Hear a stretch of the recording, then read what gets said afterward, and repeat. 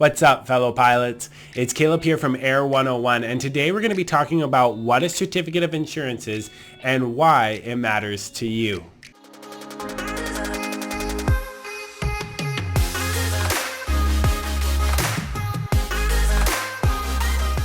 Please note this is going to be a two-part series, so please stay tuned for the second part in the next video. Now, when you buy insurance for the first time, you really aren't sure what the whole process is. For example, when you sign your aircraft quote and you send it back to your aviation insurance broker, you might wonder, are you covered now? Can you actually start flying your aircraft, etc. After you sign your aircraft quote and send it back to your aviation insurance broker, they're going to send you an email containing your certificate of insurance, or commonly known as a COI.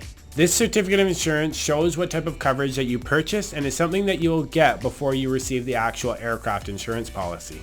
You will then need to print the certificate of insurance off and put it in your aircraft for when you go flying.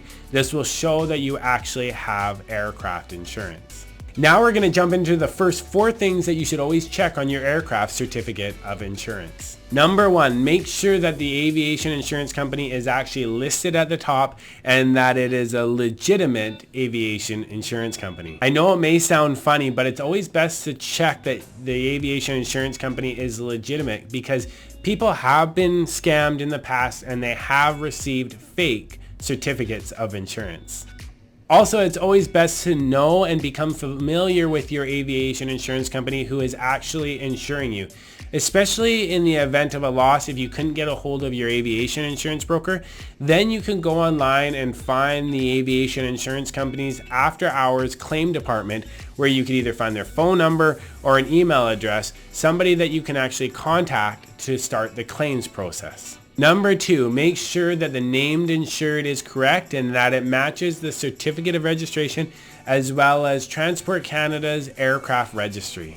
This is extremely important because if, for example, you bought full coverage or all risk flight and ground and there was a loss, the insurance company will usually only be cutting a check to the named insured on the policy, and you will want to make sure that that check is going to the right place.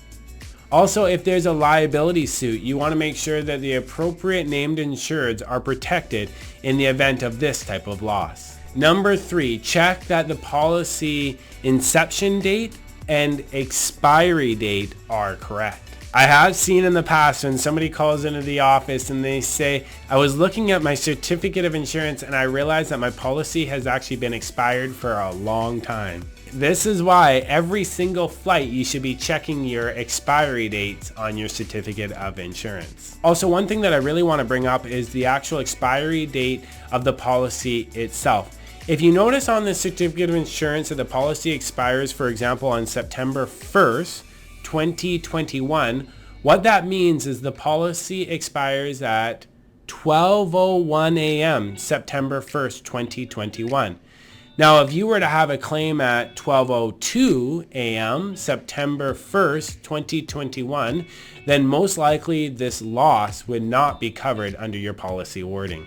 Number 4, make sure that the ident, make and model, and the hull value is correct and put in the appropriate spots on your certificate of insurance. For example, if your aircraft is on skis, make sure that the hull value for skis is put in the right spot. Or if the aircraft is on floats, double check that it's put in the right spot on your certificate of insurance. Because let's say, for example, you had a loss and you actually had the aircraft on floats, but when you did the application, you put the hull value in the incorrect spot and you put it in the wheel spot.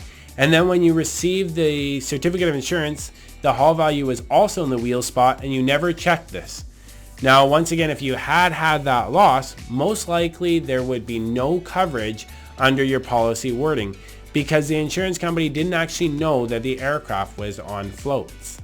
The reason being is if the aviation insurance company had known that the aircraft was actually on floats, they would have charged a higher premium and or increased your deductibles on your policy. There are many more things that you need to check on your certificate of insurance, but these are just to name a few. We are going to continue to discuss more in the next video. I just really want to make the point that it's important to check these things each and every time that you fly your aircraft, as well as at each and every renewal that you have for your aircraft insurance. And remember, you are paying a lot of money for a piece of paper. So you want to make sure that in the event of a loss that you're actually covered and that you're getting what you paid for. I hope that you learned something today. Please give this video a big thumbs up, stay safe, stay current, and I look forward to seeing you in the next video.